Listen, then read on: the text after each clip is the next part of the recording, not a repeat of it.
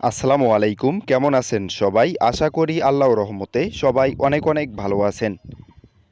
আপনারা অনেকেই বলতেছেন যে ৪০ দিন কর্মসূচির টাকা কবে দেওয়া হবে?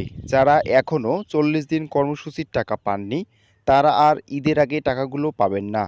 তারা ঈদের পরে এই ৪০ দিন কর্মসূচির টাকাগুলো পেয়ে যাবেন। কিশোরগঞ্জ উপজেলায় কিন্তু ৪০ দিন কর্মসূচির টাকাগুলো দেওয়া হয়েছে। অন্য উপজেলার দিন যেগুলোর টাকা দেওয়া হয়নি সেগুলো ঈদের পরেই দেওয়া হবে ইনশাআল্লাহ।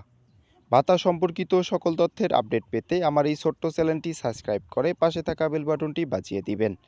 সবাই ভালো থাকবেন, সুস্থ থাকবেন। আল্লাহ হাফেজ।